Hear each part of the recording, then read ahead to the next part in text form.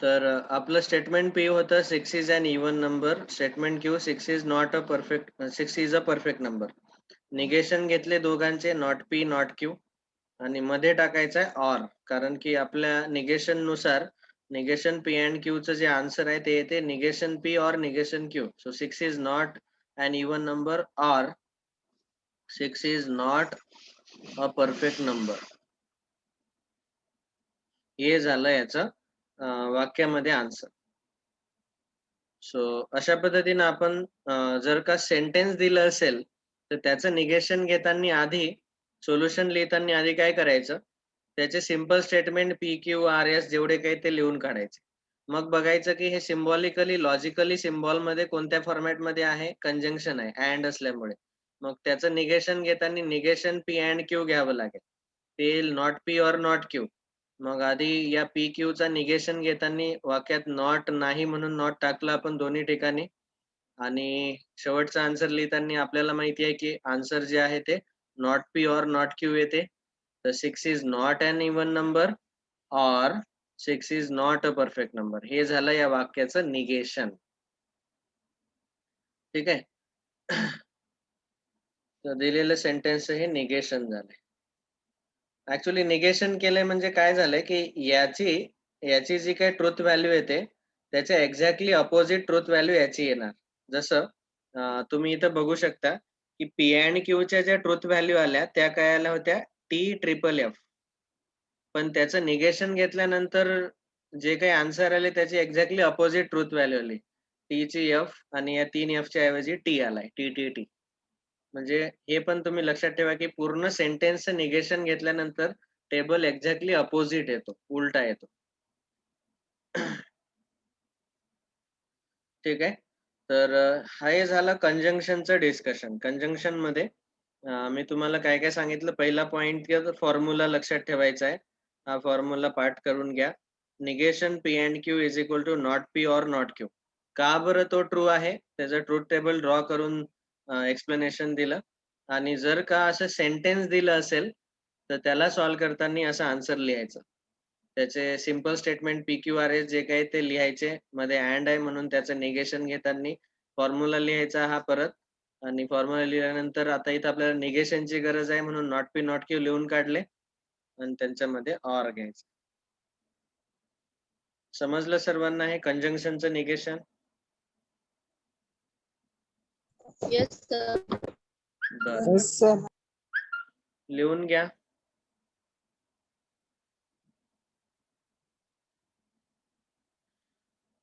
आता जसं कंजंक्शनचं आपण निगेशन घेतलंय तसेच उरलेले जे 4 आहेत आपले कंपाऊंड स्टेटमेंट, डिसजंक्शन म्हणजे or, single implication, double implication, या सर्वांचं निगेशन आपण आता बघू.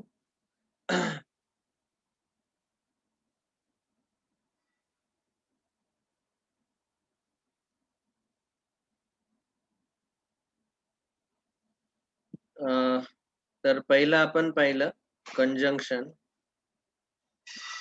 कंजंक्शनचं निगेशन जे आहे negation of P and Q, त्याचा आन्सर भेटला आपल्याला not P or not Q.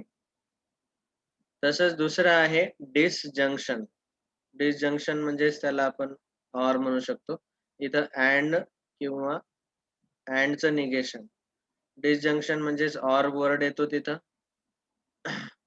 तर negation of P or Q is logical equivalent to not P and not Q.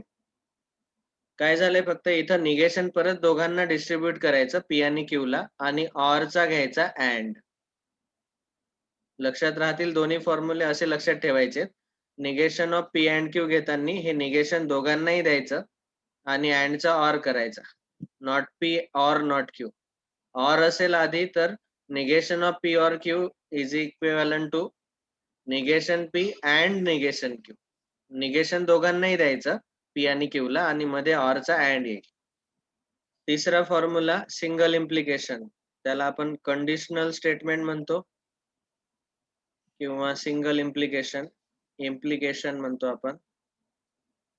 Single implication मध्ये शब्द कोणते येत असतात वाक्यामध्ये, इफ देन. तर negation of P single implication Q, याचा जो फॉर्म्युला आहे बघा हे सर्व मी एकत्र डिस्कस करतोय. त्याचे जे काही ट्रुथ टेबल आहेत हे इथं यांनी ऍक्टिव्हिटी म्हणून दिलेले आहेत आपल्या बोर्डच्या बुकमध्ये. ट्रुथ टेबलनी व्हेरीफाय करा. आपण पहिल्याचा ट्रुथ टेबल मी तुम्हाला ड्रॉ करून दिला. तर आता हे जे दुसरं आहे negation P and Q, not P or not Q. इथं ते चुकलंय. Not negation P or Q पाहिजे होतं. Negation P or Q, not P and not Q. तर हे जे दोन्ही लॉ आहेत यांचा ट्रुथ टेबल त्यांनी ऍक्टिव्हिटी म्हणून दिलाय.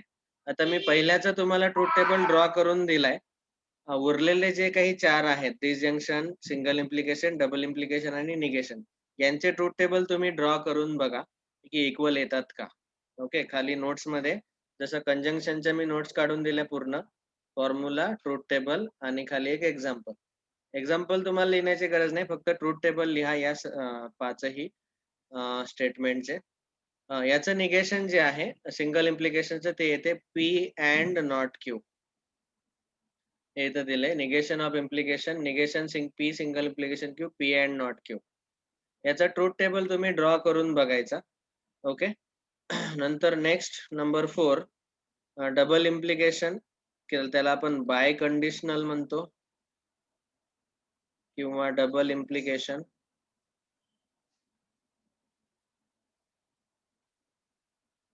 आणि याच्यामध्ये वाक्यात मध्ये काय येतो इफ अँड ओनली इफ.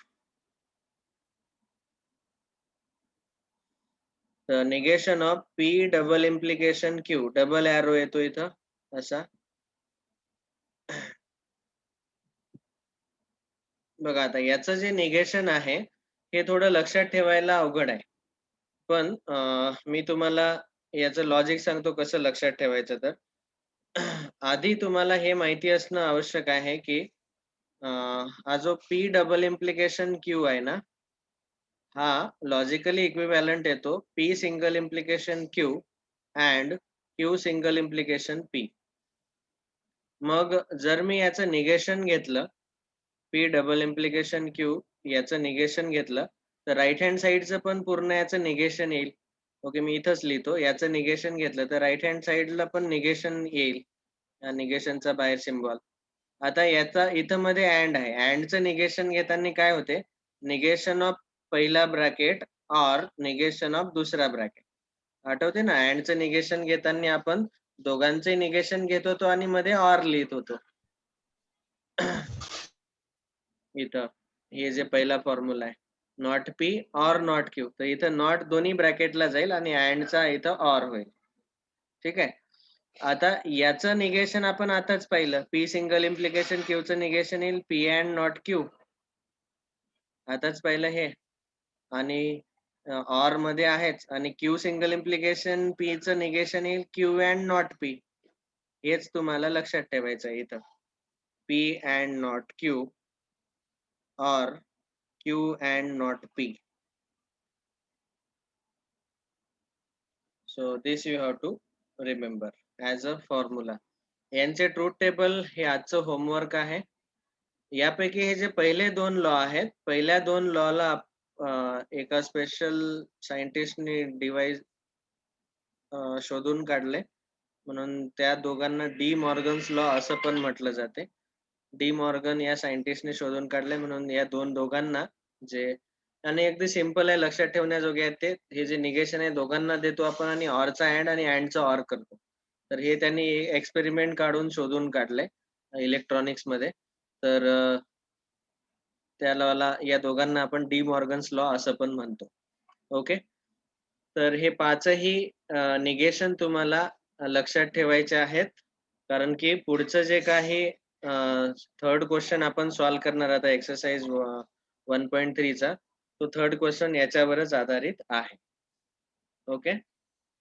लिहून घ्या हे फॉर्म्युले सर्व पाचही आणि यांचे ट्रुथ टेबल आजचं होमवर्क आहे. ठीक आहे. ट्रुथ टेबल कसे ड्रॉ करायचे जसे आपण कंजंक्शनचा जो लिहिलाय असा. ऑफकोर्स तुम्ही व्यवस्थित त्याला कॉलम आणि रो करा.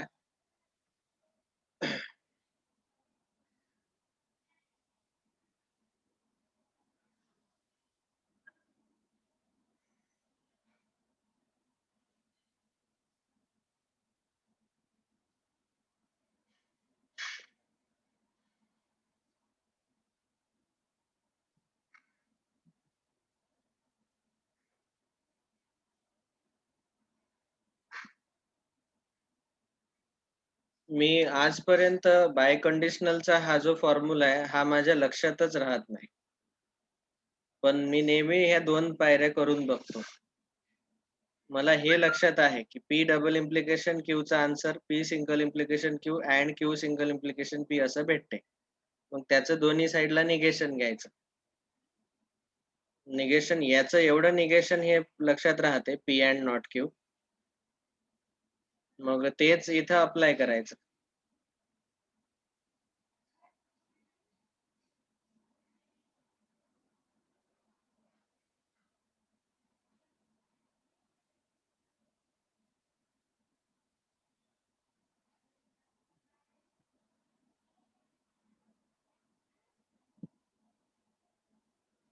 सो या सर्वांचे अच्छा एक राहून गेलं 5वं. जे की ऍक्च्युली लिहिण्याची गरज नाही पण तरीही 5वं जे आहे ते निगेशन. Negation of negation. तर समजा एक स्टेटमेंट P आहे. तो ऑलरेडी निगेशन P दिलाय. त्याचं परत जर निगेशन घेतलं तर त्याचा आन्सर येते P. Negation of negation is statement itself. निगेशनचं negation.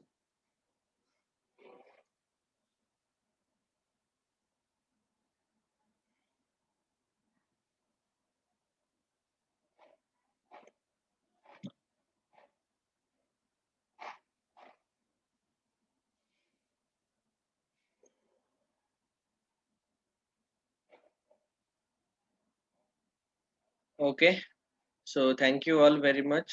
Today we will stop here. आजचं होमवर्क हे सर्व ट्रूथ टेबल जे आहेत या 5 याचे कंप्लीट करून घ्यायचे. आणि आतापर्यंतच जेवढं आज मी जास्त काही होमवर्क दिलंच नाही. फक्त ड्युएलचा जो क्वेश्चन आहे तिथं ते 4 सांगितले अँडचा ऑरचा अँड टीच्या ऐवजी सी, सीच्या ऐवजी टी लिहायचा. आणि हे ट्रूथ टेबल. पण आतापर्यंतचे सर्व लेक्चर आजच्या आज ऐकून घ्या. ज्या लिंक पाठवल्यात मी. ओके 7 पार्ट झालेत ते 30-35 मिनिटाचे लेक्चर्स असतील. प्रत्येक कंप्लीट करून घ्या. थँक्यू. बाय. हा तिसरा क्वेश्चन आपण उद्या डिस्कस करू. तोपर्यंत आजचं जे होमवर्क कंप्लीट करून घ्या.